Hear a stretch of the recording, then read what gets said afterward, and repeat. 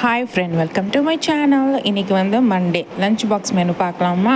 நீங்கள்லாம் காலையில் எழுந்துச்சி உங்கள் பையனுக்கு என்ன பண்ணி கொடுத்தாங்கன்னு சொல்லி கமெண்ட் பண்ணுங்கள். அப்புறம் ஆஃபீஸ் போகிறவங்க என்ன பண்ணி கொடுத்தாங்கன்னு சொல்லி கமெண்ட் பண்ணுங்கள். உங்களை எல்லாரோட சேனலையுமே நான் வாட்ச் பண்ணுவேன், ரொம்ப நல்லாயிருக்கும்.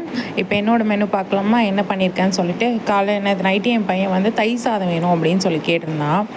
ஸோ வந்து தயிர் சாதம் பண்ணேன்.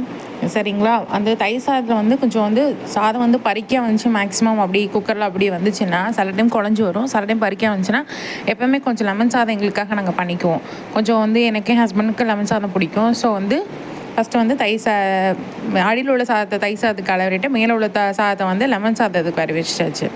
சரிங்களா, ஃபஸ்ட்டு வந்து தயிர் சாதம் வந்து என் பையன்கிட்ட மாதிரி பால் ஊற்றி தயிர் ஊற்றி தாளிசம் பண்ணி வைக்கிறது. சில பேர் வந்து வெறுமனையாக வைப்பாங்க, தயிரை அப்படியே வரவி வைப்பாங்க. நான் அப்படி வைக்க மாட்டேன், எப்போவுமே வந்து தாளிசம் பண்ணிடுவேன். ஃபஸ்ட்டு வந்து நம்ம வந்து நல்லா வந்து மேஷ் பண்ணிவிட்டு ரைஸை, அதுக்கப்புறம் வந்து பால் ஊற்றி கிளறி வந்துட்டு அதுக்கப்புறம் வந்து நான் வந்து தயிர் ஊற்றுவேன்.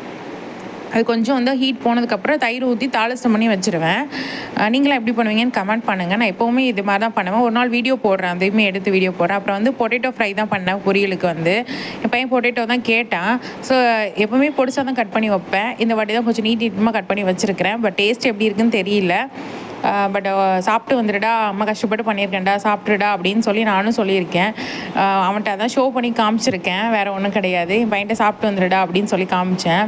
அப்புறம் வந்து டிஃபன் பாக்ஸ் வந்து ஒரே டிஃபன் பாக்ஸாக ஏமா கொடுத்துட்றேன், வேறு டிஃபன் பாக்ஸ் கொடுத்துடுமான்னு சொன்னான். ஸோ வந்து இது வீட்டில் இருக்க டிஃபன் பாக்ஸ் தான். இதுக்கு முன்னாடி ஒரு ப்ளூ கலர் பாக்ஸ் வச்ச மாதிரி காமிச்சேன். அது வந்து கொஞ்சமாக ஸ்டோர் ஆகும், இது கொஞ்சம் பெருசாக ஸ்டோர் ஆகும். ஸோ இது பொரியல், இது வந்து நான் முந்தையே வாங்கினது. எப்போவுமே நம்ம பிள்ளைங்க ஸ்கூலுக்கு போகிறாங்கன்னா நம்ம வந்து எப்போவுமே எங்கே போனாலுமே ஃபஸ்ட்டு டிஃபன் பாக்ஸ் தான் தேடுவோம். அது எல்லாரோட பேரண்ட்டுக்கு இருக்கிற ஒரு ஃபீல் தான்.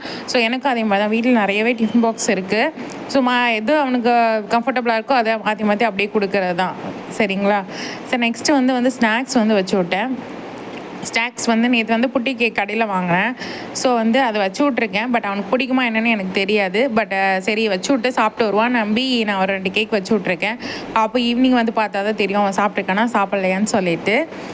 ஓகே, நீங்களாம் என்ன ஸ்நாக்ஸ் வச்சு விடுவீங்கன்னு சொல்லுங்கள், கமெண்ட் பண்ணுங்கள்.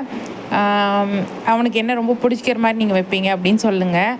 அப்புறம் வந்து சாப்பாடு தயிர் சாதம் வச்சாச்சு, பொரியல் பொட்டேட்டோ ஃப்ரை வச்சாச்சு, ஸ்நாக்ஸ்க்கு வந்து கேக் வச்சாச்சு.